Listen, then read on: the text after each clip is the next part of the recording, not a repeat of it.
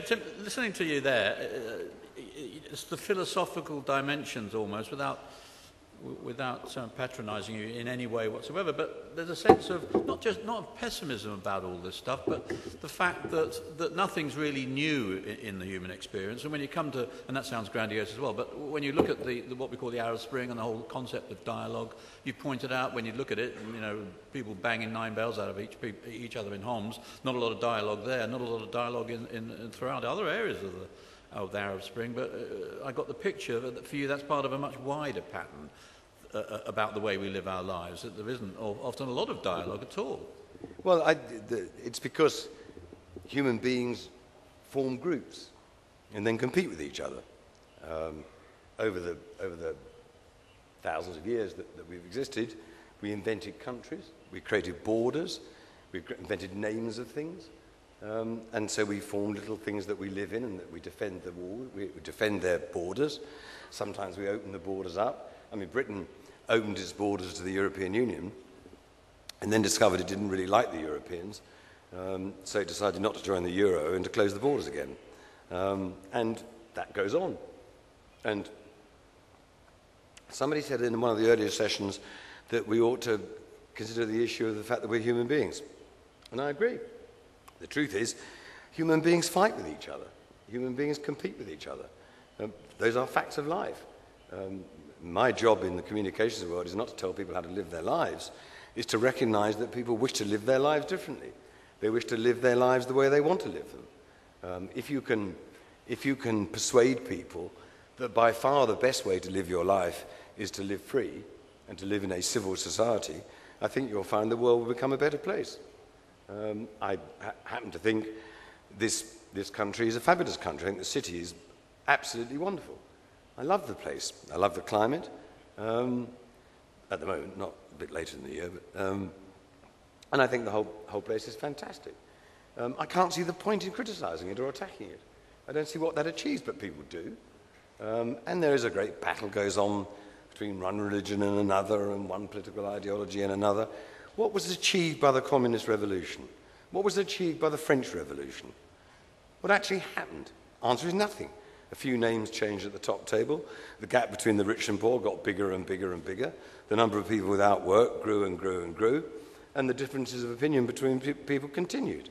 So yes, I sound pessimistic, but I'm not, you see, because I actually think that when you look out the window and you see the blue sky, and when you look at that tall tower, you realize what fantastic joy human beings can create. Yeah.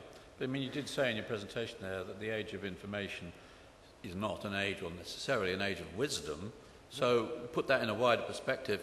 Theme of this event, as you well know, is the social media and Facebook and Twitter and all that, the conversation and whatever, that in the long run, nothing really changes the nature of man, and that this is yet another phase, but we'll still have the groups and we'll still have the gaps of rich and poor and people chasing too few jobs and all those things, yeah? We just have to get on with it.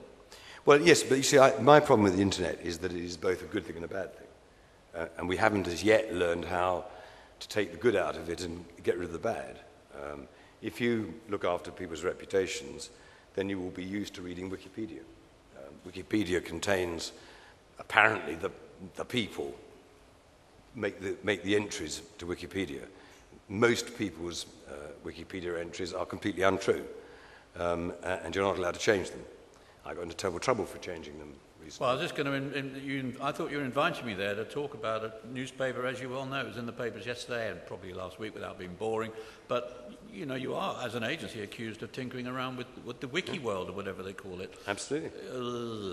Did you have thoughts about this morning when you were hearing that thumping great presentation on ethics? Yes, because, you see, I actually think accusing us of being unethical as a trade is silly. A trade doesn't have... Ethics are about people. You can accuse people within a trade of being unethical, and I'm happy for people to accuse me of that, but I'd soon prove it. I mean, the truth is that Jimmy Wales, who invented Wikipedia, had a jolly nice idea. His idea was that people's Wikipedia entries would be created by people on the web. They would be, if you like, democratically created. The problem is that the 2,000 people who edit Wikipedia are completely anonymous. You cannot know their names. I asked him what their names were. They use phony IPs and they don't use their own names. There are 2,000 of them, and they write or submit from other writings what gets put about people's names. The example that I gave to him, Jimmy Wales attacked me for using non-transparent IPs in order to change Wikipedia entries. Incidentally, the changes that we made were not bad changes. They were all changes that were honourable and true and factual, and nobody has challenged any of the changes that we made. He said, he came to a seminar, and I got him to talk to all my people and tell them how you're supposed to use Wikipedia. And he gave a long, convoluted lecture on how you do it. He even himself admitted that it was incredibly convoluted. It was in the early stages of development, and he really had to look again at the way the code was written, because the code seemed to imply that if you were paid to look after somebody's reputation, any change you made by definition was questionable. Whereas if you did it voluntarily, it must be pure and virtuous. Yeah. I mean, without banging on about this all afternoon, which you certainly have no intention of doing, just so that all of you know exactly what the situation was, because it's not unique at all, there was an accusation amongst some newspapers in the UK that members of Tim's staff were messing about with wiki entries on the basis, I presume, that they were not favourable or not true. Would that be a fair summary? Yes, not true, anyway. Absolutely. And he attacked us not for what we did, but for the method that we used. Yeah, yeah. So, there you go. None of us... But I must tell you the story attached to that. There's a very nice guy called Martin Lewis who chaired the seminar we held with Wales, who used to be a BBC newscaster. You may have seen him. He got sacked from the BBC because he once said that why didn't the news contain good news as well as bad news? So they fired him, which I suppose was the bad news. Anyway, he looked at his Wikipedia entry, and it said that he had a brother named Peter who lived in Cardiff. He doesn't have a brother. So he rang up Wikipedia and he said, you've got on the Wikipedia entry under my name, it says that I have a brother named Peter who lives in Cardiff. I don't have a brother. And the Wikipedia guy said, right, well, would you like to send us an email and we'll put it to the wiki community to see whether they agree with you or not? It took him 8 months to get the guy's name taken out of his Wikipedia entry. Yeah. But you probably know the word wiki comes, correct me if I'm wrong, Tim, from the Hawaiian word for quick. It does. And that's possibly the issue here, that we're all too keen to get things done very quickly at the expense often of accuracy. Okay, park that one. I'm sure that people have their own viewpoints on that particular story. I'll come to you in a second. I just want to ask Tim a final question. Not very often we get Tim on the platform, you see. He's not a shrinking violet by any means, but he's a busy lad, which is Wikileaks. Now, Wikileaks is based on the premise, surely, and I'm not a great fan either, that all information belongs to all of us, even if it's Tim Bell's medical records. I mean, how do you think, briefly, about the whole, and anonymous, of course, all these other fairly, well, information anarchists, if you like. You mean, should anything be private? Well, my medical records should be, I think, yeah. Well, there's an old Greek fable, isn't there, about opening Pandora's box. And I think you'll find that if you take the view that all information is available to everybody, you are opening Pandora's box. And if you remember, when they opened the box, out flew an awful lot of bugs and horrible things that did terrible damage. Yep, couldn't agree more. So we had an arm go up there, and just get the microphone to you and perhaps ask Tim a little better question. As long as you introduce yourself, we'll be happy bunnies.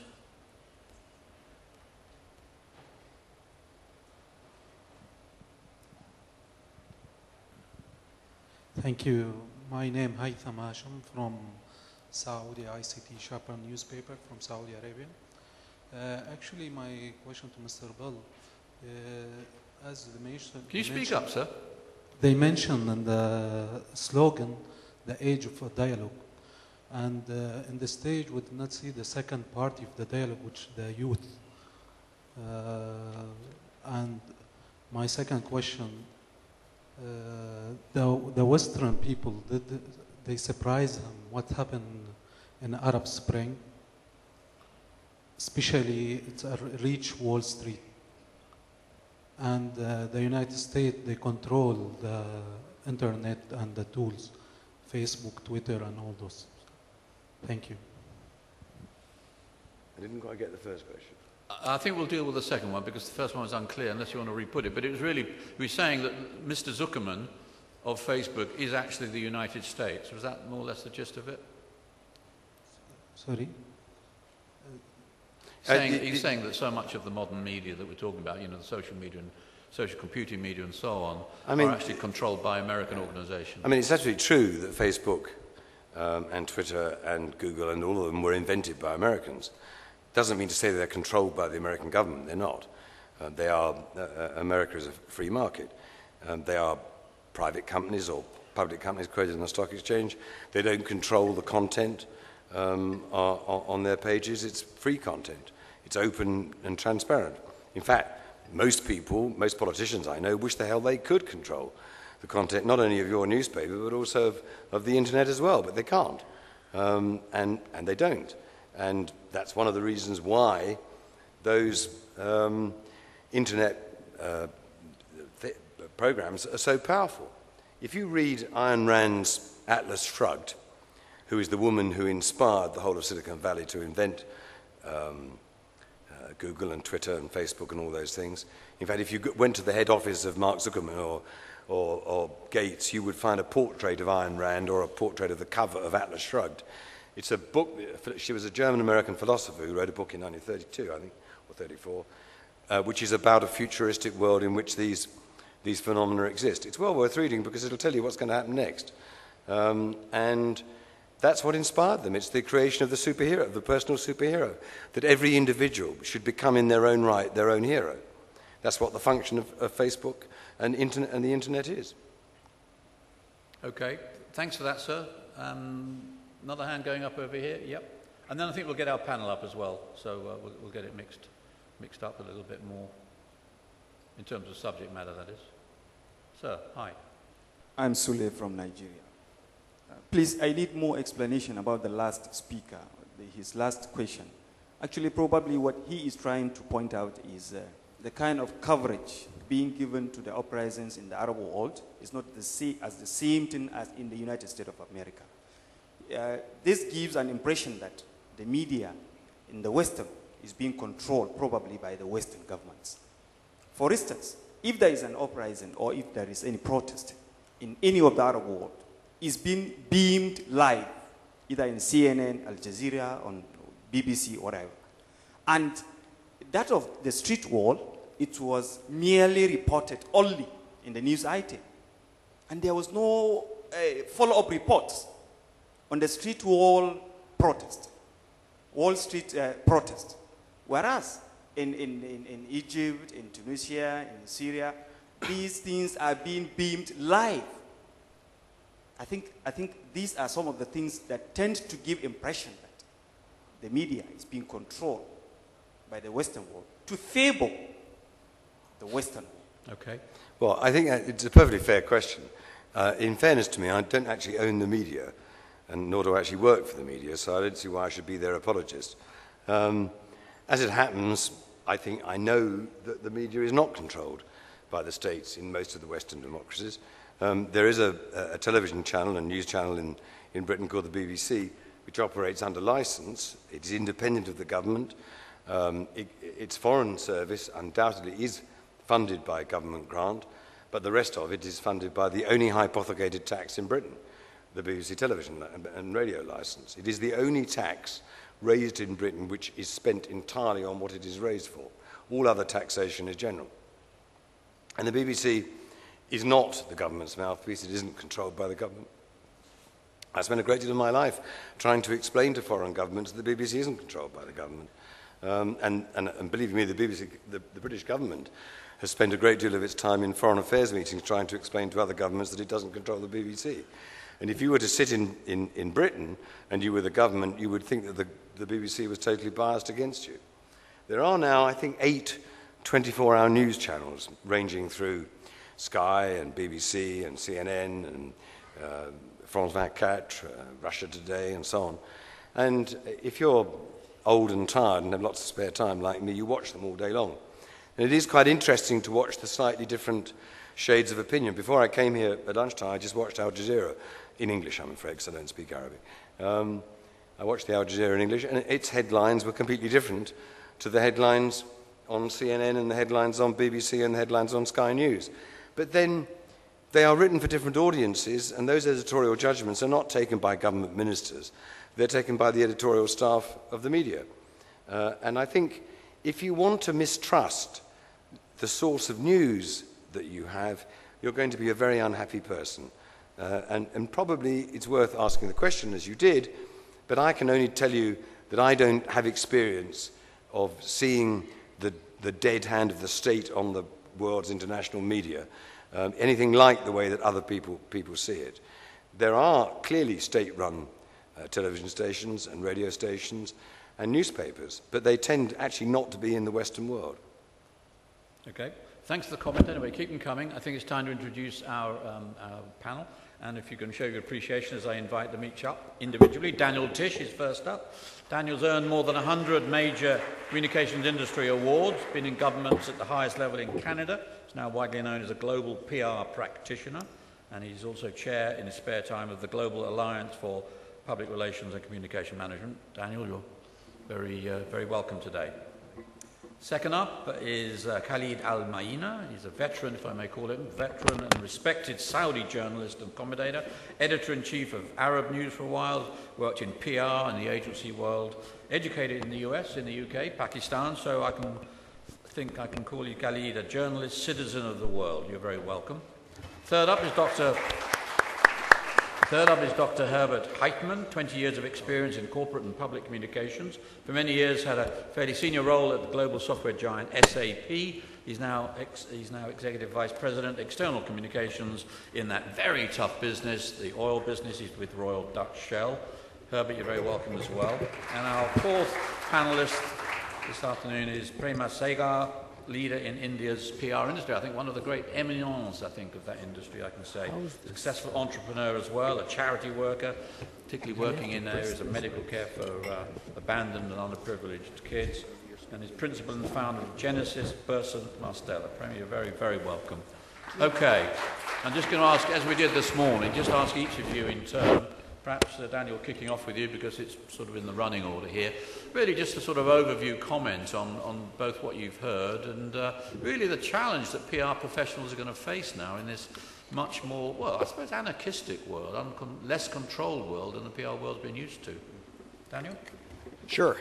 Thank you very much, James. And first let me say salam alaikum to everybody here. It's a pleasure to come and experience the Arab Spring and to get away from the Canadian winter, and so it's my pleasure to be here. I want to come to start in thinking about this question of dialogue with something that Lord Bell said, which made an impact on me. He said its reputation is not just about what you say, it's about what you do. And so my starting point, I think, is that it's got to be first about the organization before it's about the communication. So the first thing I believe that we have to do as a profession is start thinking about how we can persuade people within the organization that public relations can't do it alone. We have to change the culture in organizations so that this notion of listening and this notion of dialogue, it's embedded in the culture of the organization. It's not seen as just something which is the job or the role of the communications or public relations department. It really is something which must be embedded throughout the entire organization. Second point I'll make is that I think we have to persuade executives to I guess kind of unlearn something which they learn in business school, which is they learn to become control freaks, as we say in North America. They learn that message discipline is very important, that they've got to control their messages. And we're now in a situation where there's a bit of a paradox. Never has it been more important, as Lord Bell was saying, that we as individuals control what we say, but at the same time never have we had less control over what others say about us. And we're also in a world now where our audiences are armed with unprecedented communications power. And so we have to shift the dialogue away from control to the idea of influence. We have to ensure that dialogue, that discipline doesn't become the enemy of dialogue. And finally, I think the third point I'll make is that there's a lot of talk now and a lot of belief now in organizations about the importance of sustainability, of looking after not just today's needs but tomorrow's needs. And I think to be successful in shifting the way organizations have dialogue with their stakeholders, I think starting with this notion of sustainability is very important. The idea that what modern theorists call the license to operate. In the Muslim world, this is an age-old concept. My Muslim friends taught me some time ago the word shura, the idea that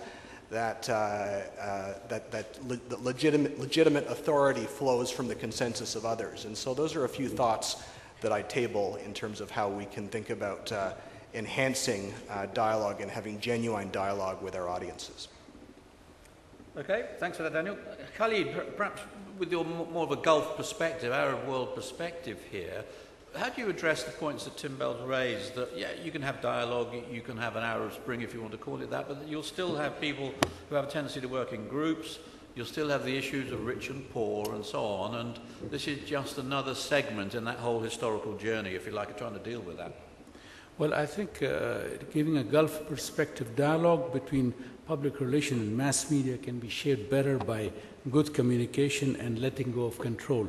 Unfortunately, both sides do not like to go, let go. The other thing is that this PR thing is considered a big spin effort because public relation in the Gulf also for years, for the last 30, 40 years, was more on events and arrivals and departures. It had nothing to do with mass media, damage control, crisis management.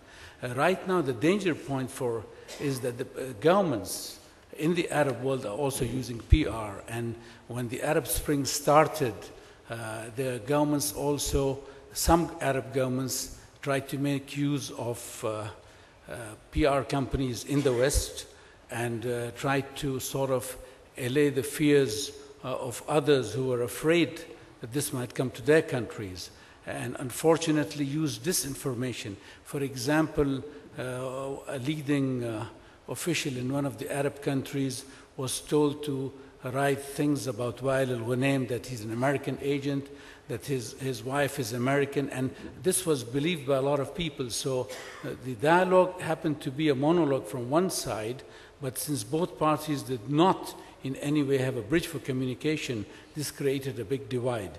But the thing is, what we realize now is that even tyrants and dictators in the Arab world have started using public relation or any form of communication to sort of get the message across. So there's almost an Arab Spring within the PR sector, if you like. I mean, that's beginning to move into a new kind of phase.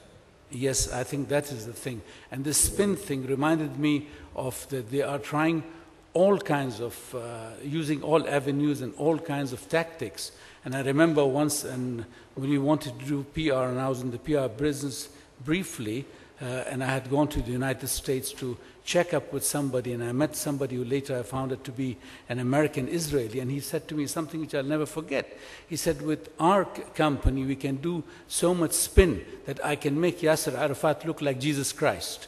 So this is what the Arab governments also are trying to do now, initially saying that these are mobs, look what will happen, the Salafis will come, the Islamists will come, trying to create fear and chaos in the minds of people.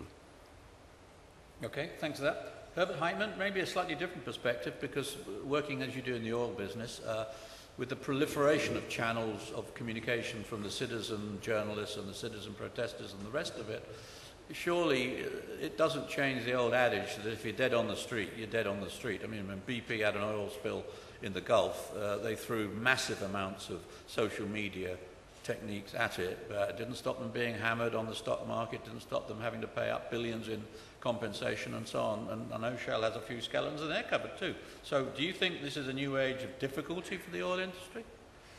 No, thank you, Roger. I think it's a great opportunity for the oil industry, and I'm particularly thankful for having the opportunity to learn about these kind of things. And in my previous job, as you said, I worked for SAP. I usually traveled to the Silicon Valley to learn about the industry and meet with our partners, but also learn about the competition. So now it feels to me, being here, that this is my new Silicon Valley, because this industry where I'm operating in has its cradle, its roots here, and I'm very pleased to be surrounded by our joint venture partners from Qatar Gas, Qatar Petroleum, or Saudi Aramco to learn. And I think dialogue always starts with listening and learning. But on the other side, I'm also willing to share. And in the social media space, I think we took a very bold approach, because we observed what our opponents, our critics, are most effective in and using, and that is to communicate through emotions. And most of the emotions these days are most effectively communicated, as Lord Bell mentioned it several times, through appropriate visuals. And in the social media space, when you go to Facebook and you ask yourself, why is Facebook so incredibly successful? It's not because they share white papers or scientific reports, because it's so easy and so compelling to share visuals, stills, or videos. So Shell has decided to take on that risk and to open up and to engage on Facebook. And I thought I had a very ambitious target. I want to have 1 million fans in 3 years. And we started our journey 4 weeks ago. And initially I thought we are a victim of a big attack because the number of fans were growing tremendously, far beyond expectation. While I speak, I guess we bypass right now the 300,000 threshold, which was the target for the full year after a month. And that in itself could be a reason to lay back and say, great, we are successful. But what's really scary is when you look into it, who are these fans, where they're coming from? It was extremely eye-opening to me, because it's not the usual suspects in the Netherlands and the UK. We found in the ranking list of countries, Indonesia, India, Iraq is on number 5 position. And then certainly I said, why do they like us? And thanks to Facebook, Facebook tells us not what the individual likes, but they tell us that these people care about the future of energy and they care about jobs. And all of a sudden we have a basis for a meaningful conversation and to engage with our fans on the one hand side in some way that matters and through on a platform that obviously they have chosen to engage with us. And we will use visual communication to make our points and convey our kind of messages. At the same time, we know who we haven't yet successfully reached, so we will do some extra activities to win other fans in areas or get likes that we feel we should also be in touch with. And I think this social media experiment for us is a wonderful starting point to also better understand how in the real world, in the real life, we should engage in the future to be better understood. And with this, I think this is the best and strongest basis to be also protected against attacks that come potentially out of the middle of nowhere. But if they can't be substantiated or if they run into a group of fans and supporters that is so strong, and then certainly the impact is much more limited. And I think BP, I'm not here to comment on BP, but they will tell you that they were very unfortunate by being the first corporation that was exposed to a major global crisis under the constant surveillance of social media, and they learned and we learned with them what that means. And I think we all have an advantage position because we now know what it means and how it is, and we can prepare. Okay, thanks for that. Prima, you're a special case in a way. You're not, I mean, you do your business in PR in India. Kenneth Galbraith, when he was ambassador there for Kennedy, described it as a functioning anarchy, but it is, of course, in every sense of the word, a democracy. So here you have this huge emerging marketplace, which is also democratic. So what's the role there when you don't necessarily have citizens on the street, so to speak, in quite the same way? What's the role there of all these new techniques for communication and so on, and the sort of comments that Tim's made? A couple of things, actually. The structure you must understand in India, in society, is that your senior tells you and you do. And that was what, till very recently, dialogue was all about. So then came the flat world, and anyone could speak with anyone across the region, across barriers, across countries, etc. So they could express themselves and speak with anybody they wanted to. And this was a new world within a world of India. And for parents, for bosses, for everyone in India, it was a challenge that your authority was breaking down.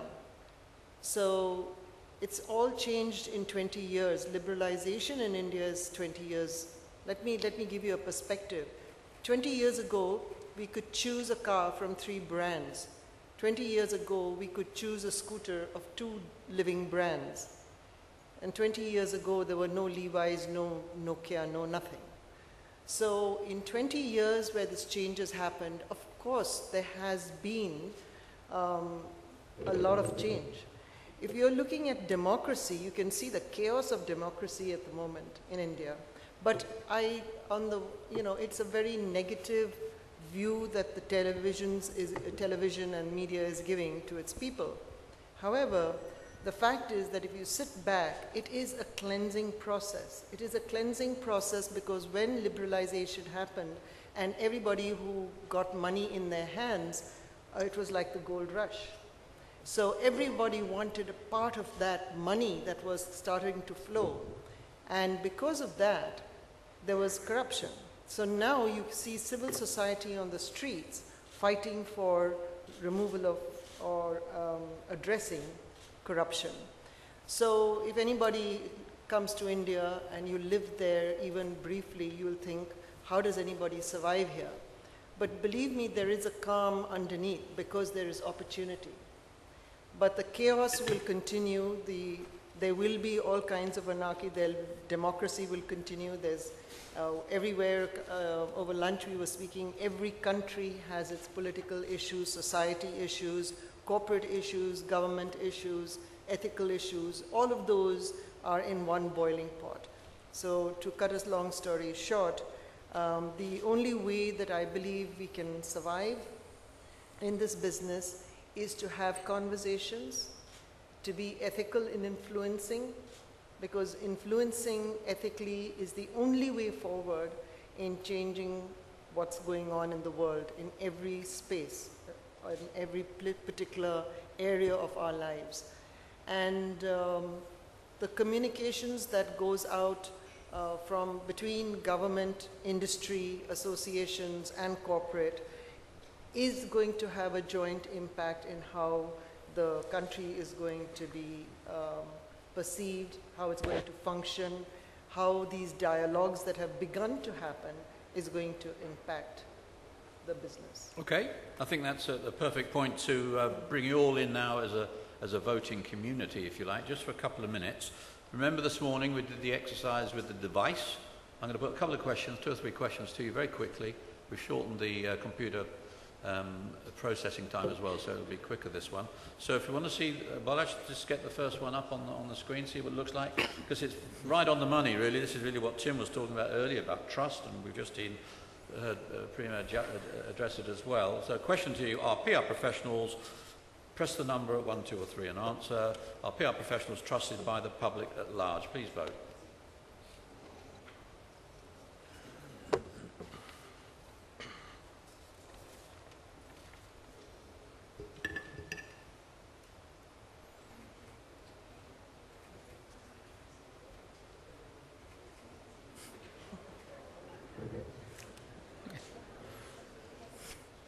Oh dear.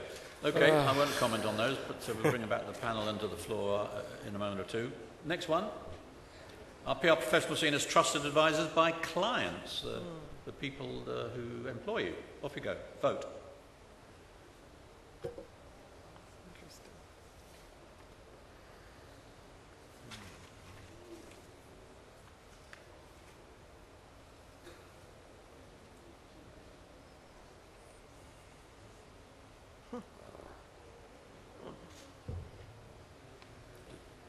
Putting these numbers down, yes, it's slightly contradictory, that, never mind. Okay, Balazs, could you do me a favour and just move on after the next one and go to the question following that, what is the single most important requirement for a PR professional? Because I just want to get a sense of that's the one, just want to get a sense of how delegates feel about this. What is the single most important requirement for a PR professional?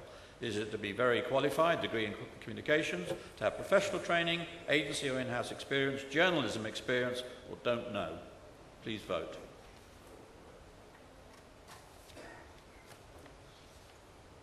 You're voting is cheating. We're not allowed to vote.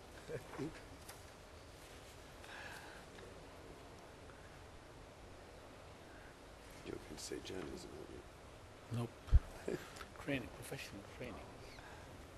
Okay, thanks for that. Doesn't look like much use going to university these days anyway if you come to the PR business. But Tim, does that surprise you, looking ahead to the profession that you've worked in for all these years, the kind of people that you want to bring in? Are they going to be nerdy geeks who know how to work the Twitter superhighways, or do they really have to have a lot more going for them? Tim? Me? Yeah. I don't know. What kind of people do we need in the PR profession looking forward, looking at all these social media and so on, and all the challenges that we face. And after all, the landscape is changing, is it not? Well, we don't want people obsessed with technology because they get lost in the technology and forget that the message is more important than the distribution system.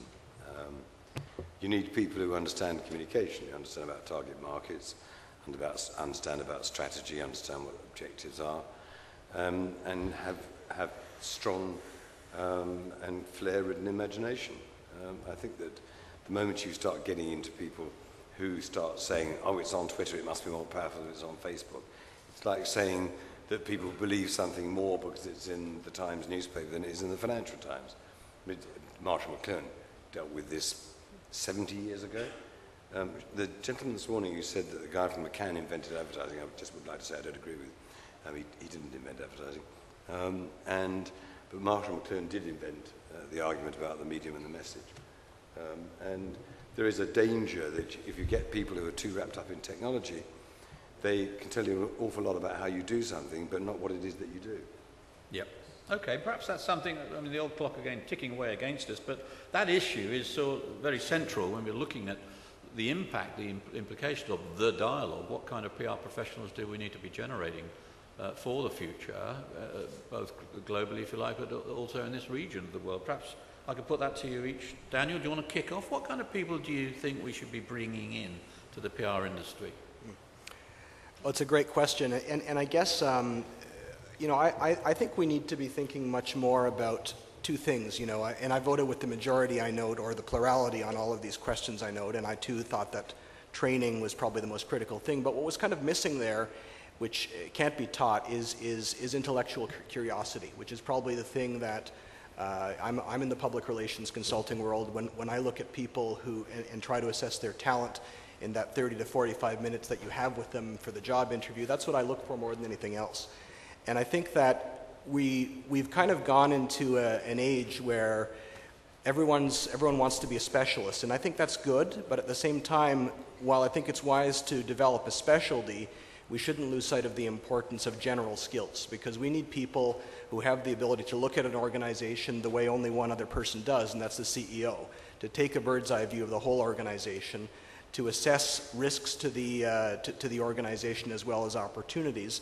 And I look for three types of literacy. I look for business literacy, I look for public policy literacy, and I look for consumer literacy. So, to say it simply, somebody who can read a financial statement, somebody who can understand public policy or the regulatory environment that may affect the organization, and third, perhaps someone who might know the trending topic on Twitter that affects the company. Okay. Khalid, perhaps again with a more of a Gulf focus, the kind of people you think should be coming into the industry or encouraged into the sector, given that you're saying it's beginning to turn into a new chapter here? Well, I'll look for somebody who's a bit global in outlook. Having a local reach is okay, but somebody who can deal out, because the whole PR industry is now a global industry, and I really believe that people in this field, in this part of the world, should have communication skills. Yes, they should be computer savvy, IT savvy, but they shouldn't forget that part only, but go for the intellectual thought process whereby they can communicate what they want to communicate from within to without, or from outside to inside. So it's very important for anybody joining this field, to have the language skill, any language, to have the ability to reach out, and also to understand what's happening and to know the nuances of people from outside, so there will be no foul-ups or anything that can happen in the process.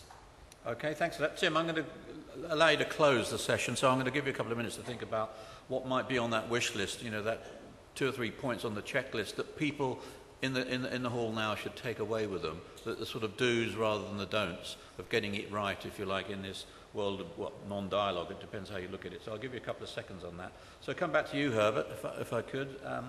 What's your thinking on that as we look at what people are looking at? What kind of PR professionals do you think need to be created if the industry, the sector, should they even be called? People talk about hybrid communications professionals now, where perhaps PR, marketing, advertising all sort of merge into one big gloop. I mean, is that the way you see it? Well, I always thought I'm not a good example because I'm a chemical engineer by education and somehow got lost in the last 30 years. But when I see what here the plenary voted, that there's no need to have a communications degree to do a communications job, and I certainly have some sympathy for this. On the other side, having said this, I do strongly believe that in all the MBA education, we collectively should work hard to make sure that a real, fair, good understanding of what PR is and what it isn't today needs to be included, that former executives, future executives, who went through this kind of education have a more up-to-date understanding that PR is not just the group of people who writes the press release, because it's about the engaging. And I slightly disagree, maybe it's just a question of the emphasis with Lord Bell, that we all don't want to be obsessed with these gadgets. But my own experience is only because my kids forced me to play with these kind of things, I finally understood the power and the potential.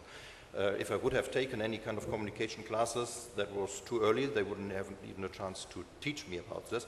And I can't learn these kind of things and the real depths of it by just reading or listening to a presentation. So I think some hands-on experiences on this leading edge developments is needed to have a good grasp of understanding, and always a good business context, because what we are doing, particularly in the corporate world, at the end of the day, has to serve the business to achieve its objective, and only if you understand this and can articulate this in that context, you can be the trusted advisor to the CEO, because he clearly lives and has to live in that world and doesn't need to be an expert in communication. But we need, I think, to bridge between the different worlds here, and that's probably more important than have all the degrees in communications, crisis communication, and what have you. Okay, thanks for that. Is the industry in India still struggling with the fact that, as you put it, 15, 20 years ago, it was a very narrow market, very small number of brands, not a great deal of choice. Now, of course, that's beginning to liberalise and explode. Has the PR profession in your industry, in your country, really got to get off its backside and address all these issues? Yes, it definitely does. And but I just want to go from this question to what I see as the PR organization of the future, whether it's India or it's anywhere else. I'm so glad that we brought this up, because I'm so full of it at the moment. I believe that we have to address our clients' needs. And I believe that what we get out of PR education is zip. There's no value to any of that. So clients want us to first understand their domain. So we need knowledge and content, and that's one center of excellence. The second part is that they want you to be, either you're a consumer person, or you're a corporate person, or you're a telecom and technology person, or you're a CSR person. You have to build expertise. People want experts in a particular subject, whether it's financial or whatever, to bring that value to the table. Then you need a separate team that handles media as one media. There's no such thing as print and television and social and whatever, because even if you look at a paper, a newspaper, it has a portal, it has share, so it's Twitter and it's YouTube, it's video blogging, it's everything. So this is, as I see, is that we are living in a very archaic world, in a very archaic way of doing things. This industry has not taken the advantage of changing with the changing times, whereas companies are doing that, and they are well into that process. So that's my answer. Okay. Final point for you then, Tim, that looking at all these comments, we don't seem to have a global PR concept at all. In countries like India, for example, as you say, they're still catching up. In other parts of the world, very ossified. Some parts of the world, very advanced. So what's that checklist that people should take away? 2 or 3 points, if you like, that will be a bit of wisdom to stick on the office wall. Well, there aren't very many good degree courses. It's not a trade that's been studied particularly. If you want to know, I employ people who are nosy, who are curious, who are gregarious, who are extrovert, who much prefer news bulletins to programs, who read newspapers, read books, talk to people, listen to what people say, and are fascinated by human life. What I don't want to employ are people who are shy, sorry about that, people who are introverted, and people who think that there is some deep intellectual wisdom that lies behind communication. There isn't. It's absolutely plain common sense. What makes the difference between us and the animals is that we can communicate. On your language point, I should tell you, because you must understand, being an Englishman, I don't speak any other language, and we've managed to not do that for hundreds of years so that you all have to speak English. So as long as you speak English, you're all right. The French tried to compete with us but failed because they made the mistake of learning other languages. You had a better navy. But I think that at the moment, the most important thing is to read about it. There are a lot of books written about communications and marketing and public relations. They're all part of a piece. You don't have to look at a narrow difference between advertising and public relations, for example. It's just pointless. And you will find that the stories, the experiences that people had, the stories that people tell, whether you read The Hidden Persuaders or Ogilvy's books on advertising or the brothers' biography by Ivan Fallon, all of those things will tell you stories about how the business works. Watch Mad Men. Mad Men starts again in Europe in about 2 weeks' time. And look at the history of the business and realize just how mad it all was. It's still just as mad, it's just not as much fun anymore. Okay, Tim, thanks for that. I'm afraid the clock's beaten us again. So my thanks and our thanks surely as a group in the room to our wonderful panel and delegates. Daniel Tisch, Khalid Al-Maina, Dr. Herbert Heitman, Prima Sagan, of course, our keynote speaker this afternoon for sharing his insights and great experience with us. Lord Bell, Tim Bell, thanks you all. Okay.